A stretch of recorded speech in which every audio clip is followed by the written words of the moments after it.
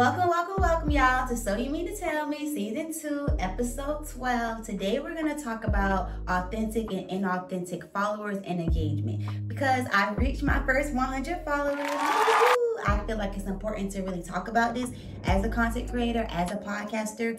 The first thing I want to talk about is alignment. If what somebody is posting does not align with your beliefs, with your interests, with what you agree with, then you should not follow them. Let me say that again. If what somebody posts does not align with your beliefs and your interests, then you should not follow them. And I say that because a lot of the times I see people doing follow for follows, or I see people doing mass followings for the numbers. And I understand where you're coming from. Okay, you think if I get this many subscribers or if I get this many followers, then I'm growing. But in all actuality, those people that you're doing mass followings with, those people that you're doing follow for follows with, those are the people that are more likely to follow to unfollow or subscribe to unsubscribe, because they're worried about the numbers. They're not worried about the authenticity or the genuineness of actually following somebody. So I say that to say, when you're on these social medias, whether it's Instagram, whether it's Threads, whether it's Pinterest, TikTok, wherever that you're on, I feel you should only follow someone if it genuinely aligns with your interests. That's just what it is, because if you're not, then you're just not being fair to them. You know, you as a content creator, you know how exciting it is to get that follower. You know how exciting it is to get that subscriber, and it has to be a really big heartbreak to realize that that's just not a genuine supporter. You want supporters, not followers or subscribers. And while we're on the topic of talking about the following, you also want to make sure that it's not just about the numbers, but rather the engagement as well, right? So for me personally, I understand like where people come from when they want to have big numbers, but I'm more so with the community. Mind you, our community is the best community, so I just love having my group of people that I can talk to, my group of people that I can relate to, because what's the point of making content to hundreds of thousands of people who aren't even watching it? If they're not interested, then why would they watch it? If mental health isn't your jam, then why would you watch it?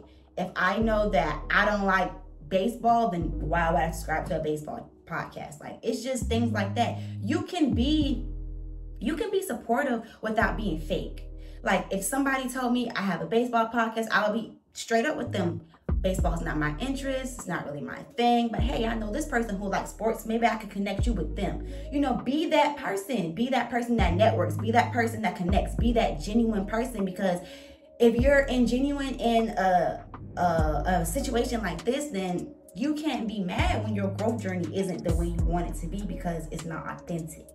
So I just feel like the follow for follows, the mass likes, the mass following, I just don't think it's a genuine way of growth. I feel like a lot of people try to cheat the process. A lot of people are trying to rush, and that really does take the fun out of it. Like, if you're only doing it for the numbers, then maybe you should do something else, because it's just not as fun creating content, posting content, engaging with people when you're constantly refreshing for a number, constantly. And if that is you, but you also enjoy creating content, then try to just delete the YouTube app. Like, try to make it harder for you to check things, because it's easy to sit there and get so tied up in the numbers that you just forget about your content. You just forget about the quality of your content. And I feel like the quality is way bigger than the quantity. And whenever you do get that following, you want your past videos to be something that people can just binge watch. You want people to be able to say, oh dang, this is how she used to be and this is how the videos are now. You want to see the growth in that aspect. You don't want to just see the growth in numbers, because anybody can mass follow somebody. So when you're thinking about starting that podcast, that YouTube channel, that account, think about the genuineness. Think about your why. Be honest with yourself. Be true with yourself. Don't lie. Like, don't lie to yourself and then look around crazy when it ain't adding up. 2 plus 2 is 4, baby, not 8. You got to do what you got to do to be true to yourself. So that has been me right now on my way to my first 200 subscribers. And I told myself that I want to at least try to get a subscriber a day. 1 subscriber a day. That's nothing, right? So how do I do this? I go on Threads, or I go on Instagram, or I go on whatever social media I want to, and I interact, I engage.